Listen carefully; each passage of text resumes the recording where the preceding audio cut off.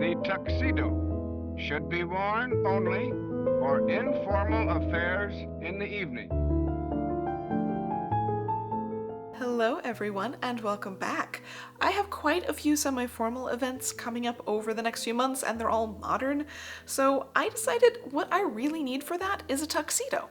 And in order to make a tux, I need to better understand the history of it, the design of it, all of the parts that make a tuxedo a tuxedo. So I started looking into the history and come to find out it not only has a very interesting origin story, but we also tend to use tuxedo in way too broad of a sense, basically for any sort of formal menswear, but it is a very, very specific garment. So today I'm going to be going over the history of the tuxedo, and in the next video I'm going to be making my own historical tuxedo with a little bit of a twist. First up, we need to get to know what menswear looked like in the 19th century.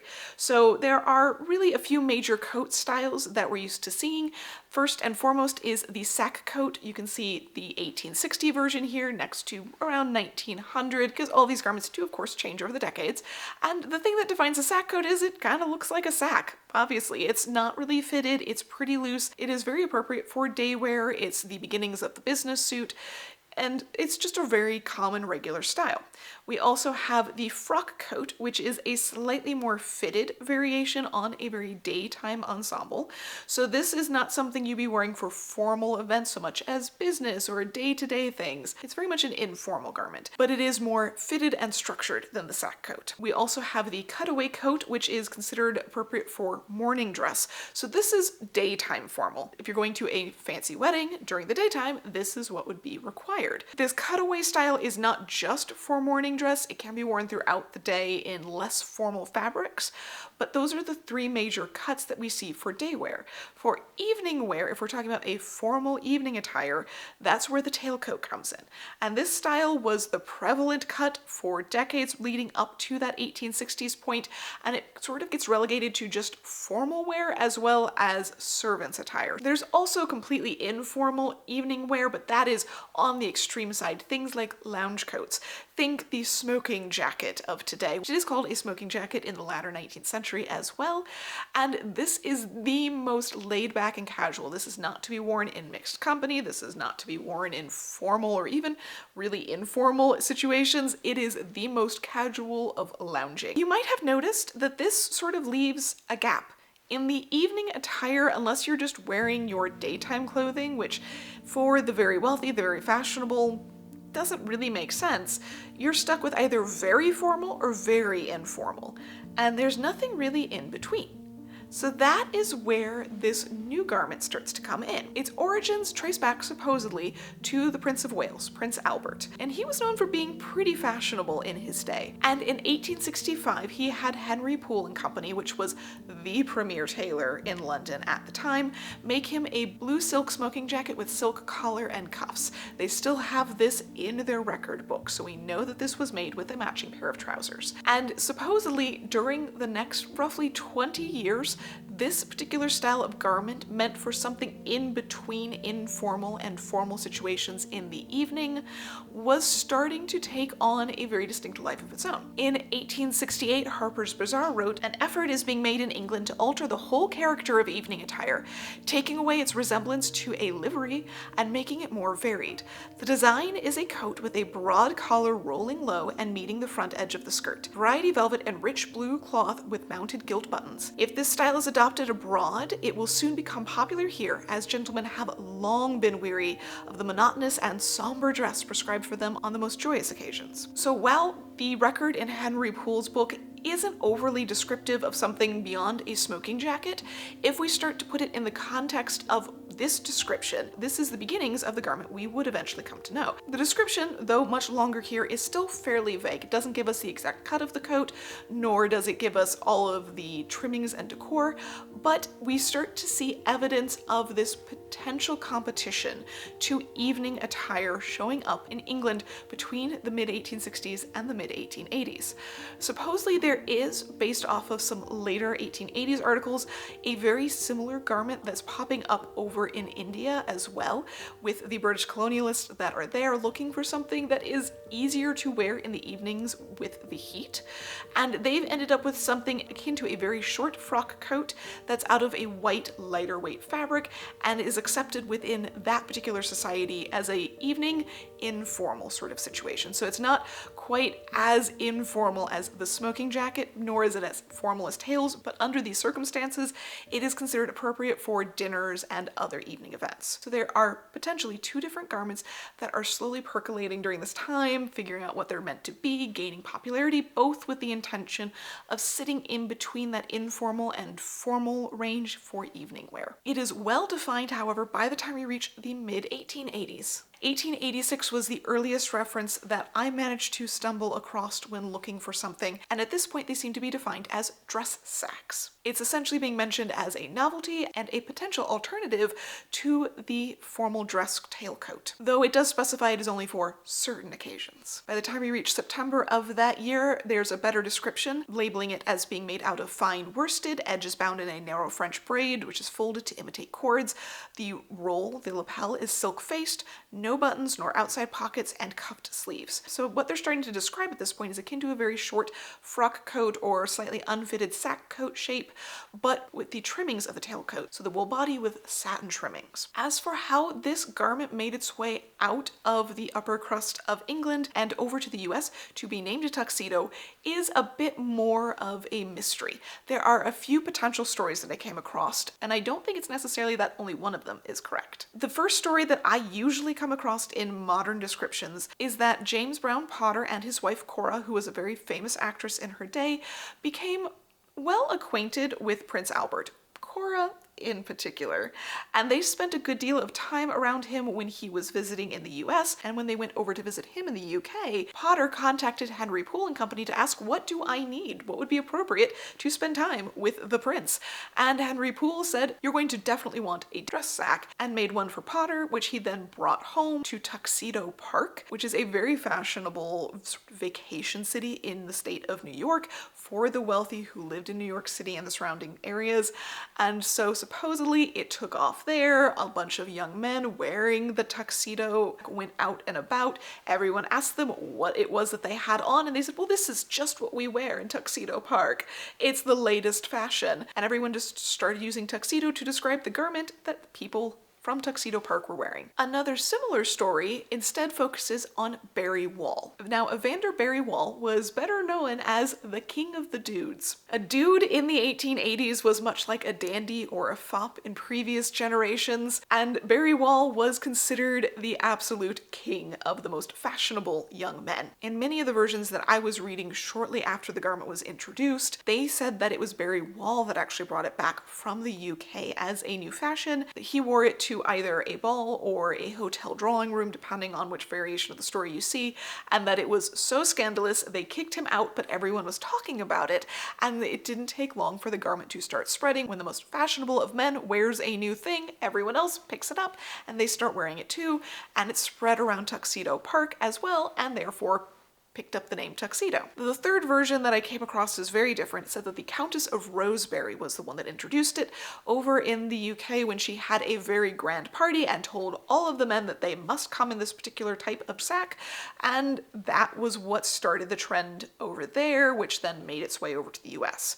Now, what I think might have actually happened, because that's very unlikely given that she wasn't born until 1851, didn't become the Countess of Rosebery until 1878. Well, after supposedly this was already starting to spread as a new style. What I'm guessing is very likely is that the Prince of Wales was the one that started the trend. She picked it up and made a big event out of it at some point, garnering more popularity for the garment in the 1870s most likely, and during that process it made its way back over either by way of Potter or Wall, or both of them for that matter, ended up in Tuxedo Park because it was such a fashionable place to be, and spread from there, hence ending up with the name Tuxedo. But regardless, by 1887, it was spreading incredibly quickly, and there are tons of articles all over the place, both referring to it as a dress sack as well as a tuxedo. Early articles, however, are usually very concerned about it potentially replacing the dress coat, and people seem to be very opposed to getting rid of the tailcoat. One particularly hilarious hilarious article from 1887 is called The Soliloquy of the Dress Coat. In this, an old swallowtail coat is talking to a pair of pantaloons about how if he's going to be replaced by this pig driver cutaway coat of a tuxedo, then he's going to cause as many problems on the way out as possible, like having the wearer sit down on the opera glasses he forgot in his tailcoat pocket, which you might remember from one of my previous videos is a pretty big problem. Or he'll just simply get caught on the side of the theater seats and then rip off when the wearer goes to stand up, just causing as many problems as he can and as much turmoil just to get revenge on his way out.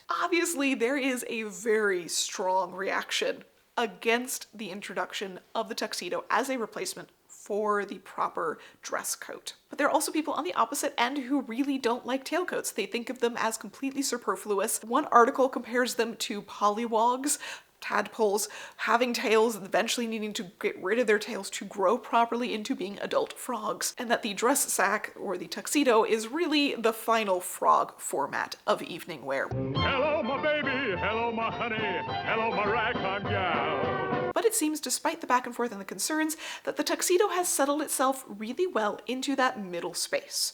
So it is meant for very specific occasions with very specific company, not a mixed company of men and women, not a formal situation, not the sort of place that you would feel comfortable wearing a set of tails, but also not a place where you'd feel comfortable wearing just your day suit either. If anything, the dress suit was becoming a bit of a problem in the fact that at formal occasions, all of the gentlemen, as well as all of the servers, were in the same costume, and so figuring out who the waiter was or who the servant was becoming increasingly difficult when everyone's wearing the same garment. And frankly, it is just a little bit boring in the most formal of situations, the fact that women have all of these different styles that are constantly changing to wear.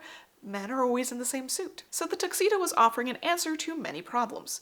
Now, you might note, if you are not in the US, that you probably don't call it a tuxedo. That is a uniquely American word for it. As for the terminology that seems to make its way through the UK, where the garment originates, obviously, as mentioned in the very early days, the dress sack was the more common term, but the next thing that seemed to take popularity was called the cow's coat. This too was named after a very fashionable city, and in many of these early articles from around 1888 talking about the tuxedo, they mention that it is called a cow's coat over in the UK, and that seems to be a very common term up into at least the mid-1890s, along with dress sack and even one article mentioning a home dress coat. By around 1890, however, a new term is starting to come into play, and that is the dinner jacket, which is what it is still known as today. It is sometimes shortened down to DJ, apparently, but dinner jacket takes off in the 1890s and is really well established by the 1900s. In fact, so well so that there are articles over here saying that perhaps dinner jacket is going to replace tuxedo as the more appropriate formal terminology for this garment. Now, it never really does. Both are well established, and in fact, by the time we reach the turn of the century, we start seeing another term for this garment over in France called le smoking. Actually, once we reach the 1920s, as we'll get to more in a moment, la smoking also becomes a very popular term. So they are harkening back to the smoking jacket origins of this garment in naming it, and those three terms are still well ensconced today. As for the appropriate use and way to wear this garment, it comes in intending to be that middle of the road between informal and formal, and it stays there. And all of the rules are built up around making sure that people understand exactly where it ends and the tailcoat picks back up again. An 1888 article is very in-depth about this. It states that the use of a tuxedo is for when a display of shirt sleeves might be open to objection, when a smoking jacket would be too suggestive of luxurious dissipation, or when, though ladies in demi-dress are present, the regular dress coat is not imperatively necessary. It is the connecting link between elegant negligee and elegant evening dress, but it can be worn for full dress no more appropriately than boxing gloves can be worn at a wedding.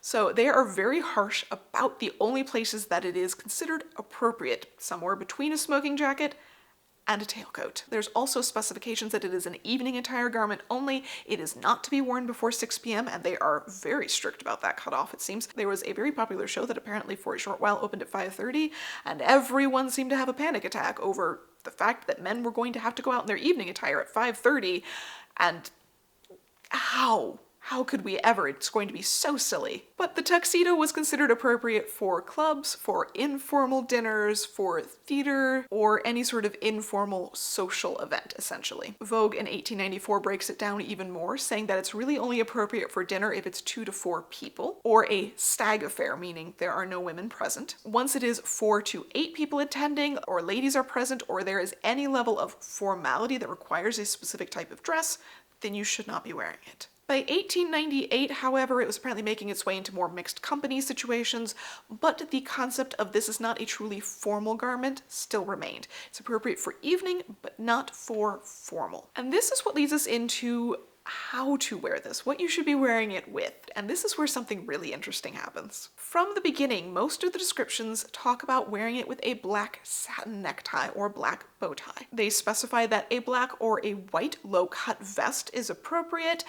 Very early on, there are also sashes, or what would later become girdles or cummerbunds, become appropriate as well in sort of a replacement of the vest. And repeatedly throughout the next couple of decades, they mention over and over that it is only appropriate to wear it with a black silk tie, not a white one, whether white silk or white marcella, which is a type of cotton that was very popular for formal waistcoats. They also start to change their mind about you can wear black or white vests with this garment and settle down to it needs to be a black or less formal style, which you might realize this seems to be the origin of our modern day dress etiquette with black tie and white tie events. So when the tuxedo comes into play and sort of picks up that middle ground, they specify from the beginning it is meant to be worn with a black tie, which is a slightly less formal version. Now, it's very common to see the tailcoats in their full dress worn with black ties, but gradually the white waistcoat, the white tie become the norm, become the standard, and we separate it out that way. So by the time we reach the 1930s, black tie and white tie becomes the more common way to refer to the level of formality rather than saying full dress, half dress, demi-dress, or whatever other phrases that they are using popularly at the time. We come up and we settle into the modern day version of it. There are other rules around the tuxedo as well, that it should not be worn with a high silk hat, with a top hat essentially, which is what's required with the dress coat.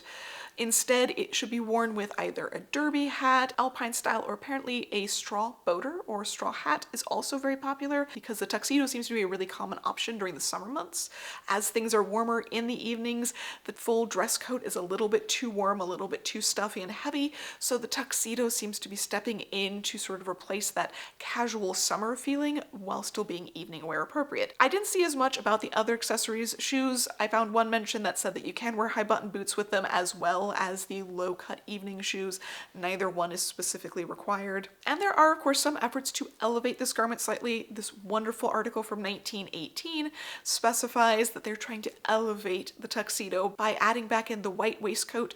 They invented a silk derby hat to elevate that slightly, and in general the accessories and all the bits that they've added to this are meant to make it just a little bit more formal and hopefully break it into more situations in the evening, which makes sense for this time period. There's a growing informality when it comes to evening attire, so the tuxedo starts to take off for more and more situations leading into the 1920s. Women also pick up the tuxedo as a very fashionable item. This is a really popular thing, particularly in Paris. There's a whole group of women who have picked up a very particular style of fashion and wear the tuxedo coat with a skirt to match. That's a very trendy style. It didn't spread terribly far, but the tuxedo name did. So if you look up anywhere from the 19-teens, honestly through the 1940s and into the 50s, you'll find a lot of mentions of tuxedo coats or tuxedo collars for women. Now these are not the standard tuxedo coat. Instead, they are referring to this style of collar, which seems to be absolutely everywhere for quite a few decades. It's really popular in fur coats, for example. It's just a very classic styling, and for whatever reason, they chose to name it a tuxedo collar. I'm not entirely sure why just yet. Eventually I might come across to that, but that muddled up my results really heavily once I reached the late 19-teens. Tuxedo collars were absolutely everywhere, but really not helping me in any of my research. The tuxedo itself, though, is still sticking around. As of the 1950s, there's a little trend with making them a bit more colorful.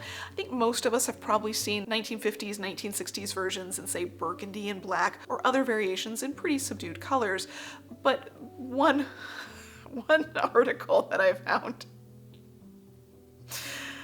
called the new trend style a shrimp coat, and specified it is not for eating seafood, but instead it is made out of a pink Shetland wool material with a twilight blue satin shawl collar, satin blue cuffs, and satin blue pockets, which is a sight to behold unto itself, regardless of the name shrimp coat. I just can't take that seriously. They have other descriptions of other colors and styles in this article as well. One they call the summer wedding tuxedo, and that has a shawl collar and is in some sort of pastel color. And the main fabric has small figures or stripes or plaid, so some sort of printed or woven design in it. So I'm sure that was also incredibly eye-catching, but shrimp coat, I can't get over that. And this was certainly not the last trendy thing to happen to tuxedos. In the late 1960s, there was a hot moment with turtlenecks being worn under tuxedos, and there are so many different variations. I know people that were married in the 1970s in powder blue tuxedos with the ruffled shirts. This is definitely a garment that has gone through some variations over the decades of its existence, but it still sits pretty well in between that fully informal, casual lounge nature of the smoking jacket, which still exists, and the tailcoat, which is almost never worn today, aside from the most formal of occasions, because it is just such a rare and unusual and expensive garment to have. Instead, the tuxedo has sort of taken over in most of our formal situations in which you want to look really dressed up and look a little bit more comfortable and regular in your clothing. So that is why my next endeavor is to make myself a proper tuxedo coat. I'm actually going to be focusing in on that 1918 article because that was my favorite cut and styling of the version of the tuxedo, but I am going to be doing it with a little bit of a twist, so spoilers for that. I would say keep an eye out for it, but honestly it's going to be so obnoxiously bright, it'll be hard to miss.